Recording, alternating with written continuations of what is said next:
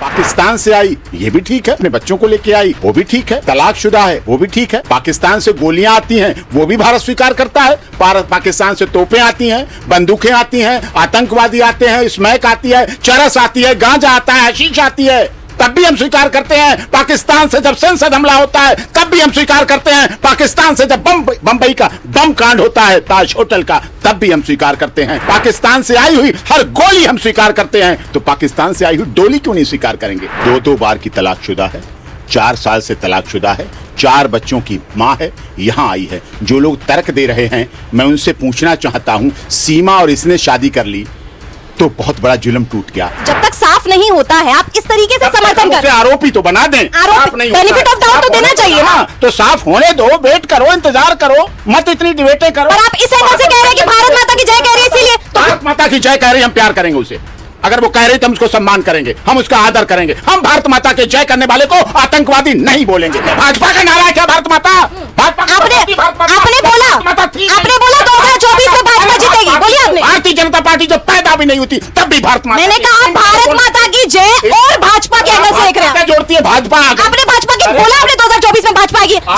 इस विषय पे मैंने आपसे बात की, आपने 2024 से रिलेट कर दिया, फिर मैंने इसीलिए आपको कहा कि ये दोनों मुद्दे आपका। नमस्कार, मेरा नाम है मेघा और आज हम बातचीत करने वाले हैं एडवोकेट एपी सिंह से बहुत ही ट्रेंडिंग विषय पे, जो कि है सीमा हैदर का मुद्दा। तो सीमा हैदर वो औरत है जो पाकिस्तान से भारत आई है अपने प्यार को मुकम्मल करने के लिए। तो इस पर एडवोकेट साहब की क्या राय है, तो चलिए जानते हैं। नहीं, अच्छा किया है, बढ़िया किया है, आई है, स्वागत है उसका। हर बहन बेटी जब आती है ससुराल अपने मायके से तो उसका स्वागत होता है। हमारी संस्कृति है, हमारी सभ्यता है। आरती उतारी जाती है, आरता किया जाता है, सास करती है, सब चचिया सास, ददिया सास, ककिया सास, ननिया सास, मौसिया सास, सब भाभियाँ आरती उतारती हैं, उसका स्वागत करती हैं। उसका भी स्वागत है और उसके आदर के साथ यहाँ उसका स्वागत हुआ है।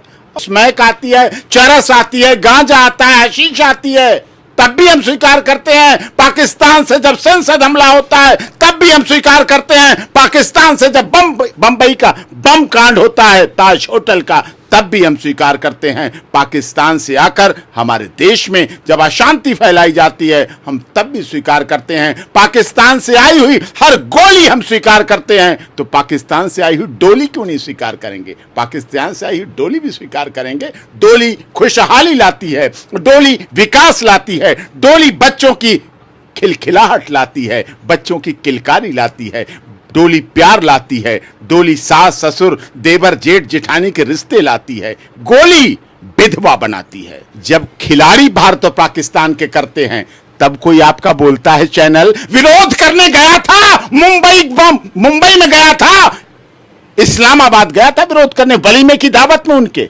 मैं वहां था वलीमे की दावत में, तब कोई नहीं गया था। ना आपके चैनल गए थे पूछने, ना भारत का चैनल। खिलाड़ी शादी करते हैं, राजनेता शादी करते हैं, अभिनेता शादी करते हैं, व्यापारी शादी करते हैं, तब आपको बुरा नहीं लगता है। होता क्या हमारे समाज में, छोटे व्यक्ति की पत्नी को दुनिया भाभी भाभी बना लेती है और बड़े आदमी की पत्नी को बहन जी बहन जी बहन जी बहन जी करके हाथ जोड़ते हैं, और छोटे व्यक्ति की सब भाभी भाभी भाभी भाभी, इधर खींच उधर खींच उधर खींच। छोटा व्यक्ति शराब पीता, कहता शराबी है साला, शराब पी के पड़ा है, गरीब है, दलित है, शोषित है, पीड़ित है, मजदूर है, मजलूम है, उसको अधिकार नहीं है करने का। जब बड़ा आदमी शराब पीता है, पब में से निकलता है, क्लब में से निकलता है, बार में से निकलता है, डांस करके 4 बजे सुबह एक्सीडेंट कर देता है, उड़ा देता है, तब कहते हैं साहब शौक कर रहे थे, शौक किया था, शौक में थे, जरा होटल में पार्टी में लेट हो गए थे, थोड़ी सी ज्यादा चढ़ गई थी, थोड़ा सा बह गए थे, थोड़ा सा लुढ़क गए थे, तब ये शब्द होते हैं। और गरीब को कहते हैं साला शराबी नाली में पड़ा है। ये हमारे देश के लोगों की आदत है, ये स्वभाव है। तो आपको लगता है कि अगर लड़के का नाम सचिन नहीं साहिल या फिर कुछ और होता तो एंगल अलग तरीके से देखा जाता इस तमाम मुद्दे को? कोई एंगल नहीं होता, हुए हैं। सचिन और साहिल की भी शादियां हुई हैं, क्यों नहीं हुई हैं? क्या मैं नाम नहीं लेना चाहता कि खिलाड़ियों की शादियां नहीं हुई हैं? क्या अभिनेताओं की शादियां नहीं हुई हैं? क्या राजनेताओं की शादियां नहीं है? और छोड़िए आप बात, जब देश के प्रधानमंत्री अटल बिहारी वाजपेयी पाकिस्तान पहुंचते हैं, वो तो लंदन भी गए थे, वो तो चीन भी गए थे, जापान भी गए थे, अमेरिका भी गए थे, रूस भी गए थे, लेकिन पाकिस्तान में उनकी शादी की बात क्यों उठी? भारत का प्रधानमंत्री जाता तो सब जगह है, लेकिन जब पाकिस्तान पहुंचे तब उनकी जब शादी की बात कही गई कि आप कुंवारे हैं, उन्होंने कहा मैं कुंवारा हूं साहब, बिल्कुल पक्का ठोस 100% कुंवारा हूं, ब्रह्मचारी नहीं हूं। ब्रह्मचारी मत कह देना मुझे, मैं कुंवारा हूं। कुंवारा थे और कुंवारे रहे, जीवन भर कुंवारे रहे, शादी नहीं की।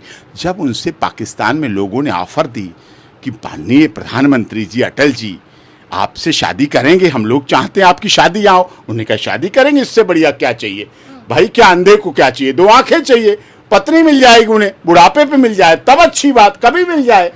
उन्हें बात कही तो उन्होंने यही शर्त रखी कि हमारे देश में दहेज की बात भी होती है, दहेज की चर्चा भी होती है, दहेज के लिए भी लिया जाता है। अगर पाकिस्तान हमें अपने को दहेज में देता है तो हम शादी के लिए तैयार हैं। उन्होंने ये बात कही। पर हम यहाँ पर किसी बड़े नेता की बात नहीं कर रहे हैं, हम पूछ रहे हैं अगर सामान्य नागरिक होता, अगर सचिन जो एक मुसलमान होता तो क्या देश उसे उसी नजर से देखता? आप फिर भी उसके समर्थन में कूद पड़ते? बिल्कुल कूदता नहीं मैडम, शब्द वापस लीजिए। ये कूदने वाला शब्द एक सुप्रीम कोर्ट के परमानेंट लाइफ टाइम मेंबर के साथ आप शब्द गलत यूज कर रही हैं। आप इसे कूद पड़ना यानी कि आप समर्थन में आते? No no no no, support करना इज नॉट डजंट मीन कूद पड़ना। कूद पड़ना क्या होता है? आग लगी हुई कूद पड़े। अरे एक डिफेंस करना, अपनी बात करना, अपनी तर्क देना, अपनी सहमति देना कूद पड़ना नहीं होता। चलिए मैं अपना शब्द वापस लेती हूँ, कूद पड़ना नहीं। आप क्या समर्थन करते हैं? आप जवाब बताइए, सटीक जवाब बताइए। सटीक जवाब दे रहा हूं। समर्थन हम चाहे शबनम सलीम प्रकरण हुआ, शबनम सलीम पर 7 बच्चों, 7 परिवार वालों की, जिनमें 2.5 साल का बच्चा था, हत्या का आरोप था। हमने शबनम सलीम को बचाया, फांसी के फंदे से बचाया। मथुरा में फांसी लगने वाली थी। हम वकालत करते समय या अपने पेशे में धर्म, जाति, क्षेत्र, भाषा, संप्रदाय नहीं देखते। सभी का खून शामिल यहाँ की मिट्टी में, किसी के बाप का हिंदुस्तान नहीं है। सारे जहां से अच्छा हिंदुस्तान हमारा, हम बुलबुलें हैं इसकी, ये गुलिस्तान हमारा। ये हमारे देश का नारा था। वसुधैव कुटुंबकम हमारे देश का नारा है। सर्वे भवन्तु सुखना सर्वे सन्तु निरामया हमने दी। हमारे देश के प्रधानमंत्री मोदी जी ने नारा दिया, one earth one family. G20 के सम्मेलन हम दुनिया में कर रहे हैं। We are the biggest democracy of the world. हम दुनिया के सबसे बड़े डेमोक्रेसी के टिप्स कैसे देता है साहब। हमने बड़े बड़े केस देखे, इसी तरह के लोग कहते हैं हमारी इसलिए बिगड़ गई, इसकी टिप्स देने की अच्छी आदत नहीं थी। मैंने कहा अच्छा, बहुत बढ़िया, ये भी हैं। हमने तो 26 साल वकालत किया ना मैडम, तो इसलिए मुझे पता है कहाँ। लेकिन आप क्रांतिकारी की तुलना नहीं कर सकते किसी के व्यक्तिगत प्रेम से, क्योंकि भगत सिंह जी ने ये कहा था कि मैं जो मेरी भारत माँ है उसको ही अपना जो है आशिक मानता हूँ, यानी कि उनको ही अपनी प्रेमिका प्रेयसी मानता हूँ। और ये भारत माता उन्हीं भगत सिंह। सीमा हैदर तो कह रही है कि वो साहिल से प्रेम करती है। भारत वाला एंगल यहाँ पे कहाँ से आप जोड़ रहे हैं? हर चीज में राष्ट्रवादी आप कहाँ से एंगल ला सकते हैं? भगत सिंह ने कहा मैं भारत माता से इश्क करता हूँ, ठीक है, भारत माता से। और सीमा हैदर ने आके भारत माता जय बोल दी। इश्क कहाँ हुआ? इश्क घूम के वहीं आ गया। इश्क तो गोल गोल है। ऐसे तो कल को कोई भी आके भारत माता की जय बोल देगा, आपको पता भी बोलता मैडम, कोई नहीं बोलता। संसद में गोलियां चलाते हैं, भारत माता नहीं बोलते हैं। बंबई के बम कांड होते हैं, भारत माता नहीं बोलते हैं।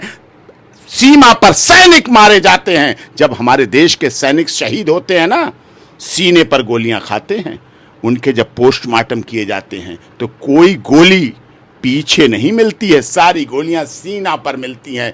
तब देश के शहीद होकर तिरंगे में लिपट कर आते हैं। और जब उनकी माताएं बहनें इस देश में स्वीकार करती हैं, और वो शहीद अडानी अंबानी के परिवार के नहीं है, माफ कीजिए, वो रिलायंस के यहाँ किसी शहीद का फोटो नहीं मिलेगा, धीरूभाई अंबानी की फैमिली में किसी शहीद का फोटो नहीं मिलेगा। वो शहीद के फोटो इस देश के गरीब, दलित, शोषित, पीड़ित, मजदूर, किसान, जवान के घरों में मिलेंगे, उनके गांव में मिलेंगे, उनके खेतों में मिलेंगे, उनकी सड़कों के किनारे बंदूक लिए हुए शहीद खड़ा मिलेगा। किसी विदेशी कंपनियों के मालिकों के यहाँ शहीदों के नहीं मिलते हैं। तो हमारे देश के शहीदों के त्याग, तपस्या, बलिदान का परिणाम है ये राष्ट्रीय ध्वज लहराता है। जो केजरीवाल जी ने लगवाए हैं पूरे देश, दिल्ली में झंडे राष्ट्रीय ध्वज के, ये छोटी बात नहीं है। केजरीवाल जी जानते हैं देशभक्ति क्या होती है, प्रेम का क्या होता है। राष्ट्रीय ध्वज हवा से नहीं लहराता है जो यहाँ कोर्ट में लहरा रहा है। ये राष्ट्रीय ध्वज उन शहीदों के त्याग, बलिदान और तपस्या से लहरा रहा है। व्यक्तिगत तौर पर मैं भी सैनिक के परिवार से ताल्लुकात रखती हूँ, तो मुझे भली बात इन चीजों से मुखातिब हूं मैं। पर यहाँ पर हम हर एंगल से अगर ये जोड़ दें कि किसी व्यक्तिगत, मैं फिर से वही प्रश्न दोहराऊंगी कि हम बार बार 2024 मोदी या फिर हम राष्ट्रवाद से जोड़ दें इस मुद्दे को कि किसी के व्यक्तिगत प्यार का, अगर वो जो है सीमा हैदर यहाँ पे आकर भारत माता की जय बोलती है, तो क्या हम सब कुछ भूल जाएंगे? हम सब कुछ जांच या कोई भी हम चीजें नहीं देखेंगे, हम सिर्फ ये देखेंगे कि कोई सरहद जो है वो महत्व नहीं रखता क्योंकि वो भारत माता की जय बोल रही है। ऐसा नहीं हुआ कि जय की वजह से उसकी जयकारा करा रहे हैं। हम जय की वजह से उसकी जिंदाबाद नहीं कर रहे हैं। पहले उसे जांचा गया, जय से पहले परखा गया, उसे यहाँ आने पे FIR रजिस्टर्ड हुई। उत्तर प्रदेश की पुलिस STF ने जांच की, जांच के बाद PC रिमांड लिया, जुडिशियल कस्टडी जेल में भेजा गया, जेल के बाद रिपोर्ट आई, बेल हुई है। क्या उत्तर प्रदेश पुलिस को कोई डाउट था?